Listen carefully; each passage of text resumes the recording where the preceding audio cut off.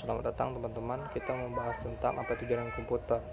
Seperti namanya, jaringan komputer itu adalah jaringan dan komputer, di mana jaringan komputer adalah komputer-komputer yang terhubung dalam satu jaringan. Nah, jaringan komputer ini kita bagi dalam 5 jenis ya teman-teman. Kita jelaskan dalam 5 jenis. Pertama, jaringan komputer berdasarkan lokasinya. Yang kedua tuh apa perantara yang menghubungkan jaringan komputer itu. Ketiga teman-teman, itu bagaimana komputer-komputer yang ada dalam jaringan itu mengolah datanya. Kemudian setelah data itu diolah, dibagi lagi ke komputer-komputer yang ada dalam jaringan itu teman-teman. Begitu. Keempat tuh bagaimana desain atau bentuk dari jaringan komputer itu yang menghubungkan komputer-komputer dalam suatu jaringan tuh bentuknya. Dan yang kelima itu bagaimana data yang ada di komputer itu dibagikan ke komputer-komputer lain. Itu yang membedakannya ya teman, ada 5. Kita akan bahas jaringan komputer yang pertama, yang berdasarkan lokasinya. Berdasarkan lokasinya ini terbagi jadi 3 ya, ada LAN, ada MAN, dan ada WAN. Kalau LAN ini adalah jaringan area lokal, di mana jaringan areanya itu yang cukup luasnya tidak terlalu besar ya. Misalnya dia jarak yang bisa digunakan dari 1 sampai 10 km saja. Biasanya LAN ini dibangun atau digunakan di area perkantoran, misalnya kantor atau sekolah, perpustakaan, dan pabrik di suatu tempat. Itu aja ya. Lalu yang kedua itu ada MAN. MAN ini jaringan area metropolitan. Kenapa dia disebut MAN atau metropolitan? Karena metropolitan tuh kota. Nah, dia di sini tuh menghubungkan kantor-kantor atau gedung-gedung kantor yang ada di kota atau pabrik-pabrik yang ada di suatu kota itu. Jarak biasanya itu jarak yang dia jangkau tuh dari 20 kilo sampai 50 km. Nah, cara kerjanya mirip dengan sama seperti LAN, tapi jangkauannya yang lebih luas, yaitu mencakup satu kota yang dia hubungkan sehingga menjadi satu jaringan yang menghubungkan komputer-komputer. Yang ketiga tuh ada WAN. WAN tuh jaringan area luas. Jaringan area luas kenapa dibilang luas? Karena cangkupannya yang sangat jauh, bisa menghubungkan komputer atau kantor yang memiliki komputer itu antara bisa dari kota antar kota, dari antar provinsi, bahkan juga antar negara, dari satu negara dengan yang lain menghubungkan komputernya, bahkan berbeda benua juga itu bisa dijangkau. Makanya kenapa disebut jaringan area luas. Begitu teman-teman. Oke teman-teman, kita masuk ke poin yang kedua, yaitu jaringan komputer yang berdasarkan bagaimana komputer satu dengan komputer satu itu dihubungkan atau perantaranya yang untuk menghubungkannya. Ini ada 2 ya teman-teman, dia itu dengan kabel dan tanpa kabel. Yang pertama tuh dengan kabel. Dengan kabel ini seperti namanya, dengan kabel. Yang membedakannya itu di sini ada 3 kabel yang umum kita kenal ya teman-teman. Ada kabel koaksial, kabel UTP, dan kabel fiber optik.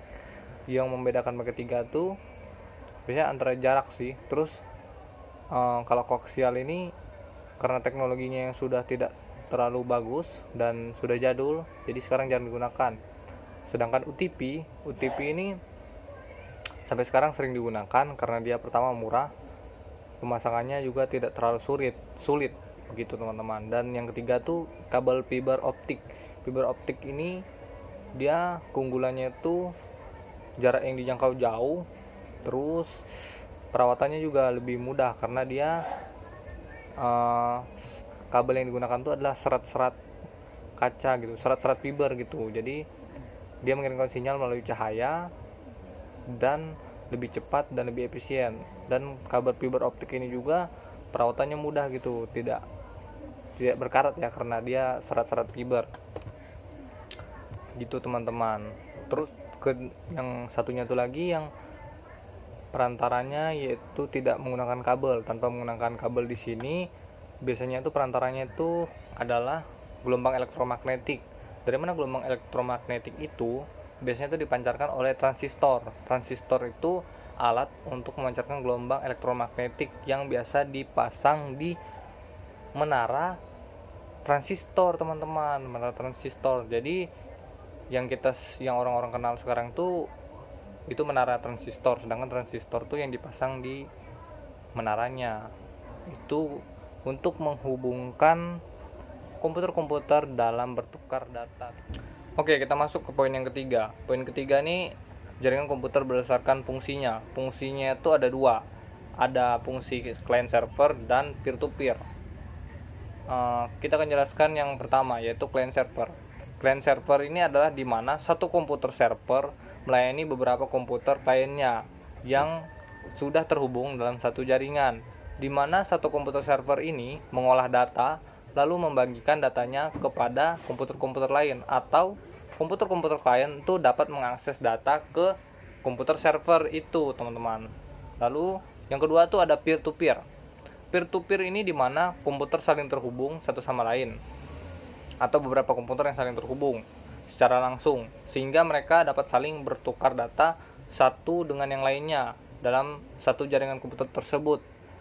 Dalam mereka bertukar data itu, mereka menjadi satu kesatuan karena mereka dapat saling memberi dan menerima data dalam satu jaringan komputer tersebut. Nah, teman-teman, kita sudah masuk ke poin keempat nih, teman-teman.